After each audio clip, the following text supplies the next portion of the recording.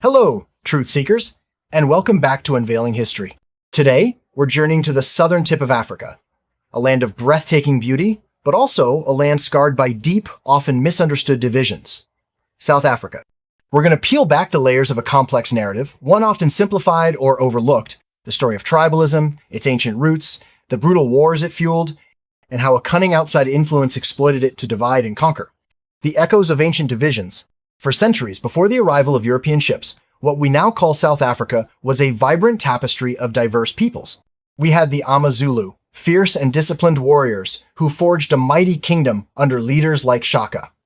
The Amaxhosa, known for their rich oral traditions and spiritual connection to the land. Sotho, who cleverly utilized their mountainous terrain for defense, and many, many more. The Botswana, Vavenda, Tsonga, each with their own unique cultures, languages, and yes, their own territories and interests. Now, let's be clear. The idea of a tribe itself is often a colonial construct, simplifying complex societies into neat, manageable boxes. But within these diverse groups, tensions and conflicts were not uncommon. Resources were finite. Grazing lands, water sources, fertile soil, these were all reasons for disputes. Raids for cattle, power struggles between chiefs, and the ambition of expansionist leaders led to skirmishes, sometimes escalating into full-blown wars. The Mfecane, or the Crushing, in the early 19th century, triggered by the rise of the Zulu kingdom, was a period of immense upheaval, widespread displacement, and devastating wars among indigenous groups long before the full might of European powers truly took hold. Entire communities were scattered, new alliances were forged, and the map of southern Africa was redrawn by the spear and shield. The Western Hand, a strategy of division, then came the ships. First the Portuguese, then the Dutch, and finally the British. They came for trade, for resources, and ultimately, for land.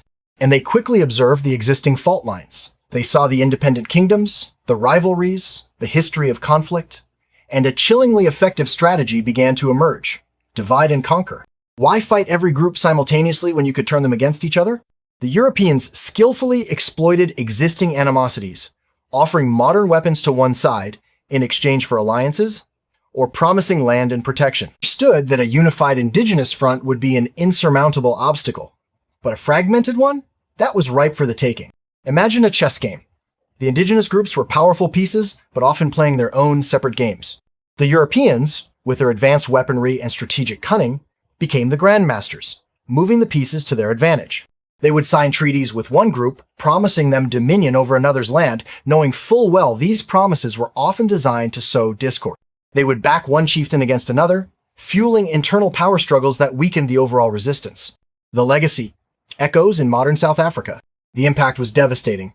Tribal wars, fueled and exacerbated by colonial interference, became even more brutal. The very fabric of indigenous societies was strained and contorted to fit the colonial agenda. By the time the British solidified their control and eventually formed the Union of South Africa, the groundwork for deep internal divisions had been meticulously laid. The colonial powers didn't just conquer land, they sought to conquer minds, too. They formalized these tribal identities, creating separate reserves, separate administrative structures, and separate legal systems based on these divisions. This wasn't about respecting indigenous culture. It was about control. It was about ensuring that any unified black resistance to white minority rule remained a distant, impossible dream. Even after apartheid, the ghost of this strategy lingers.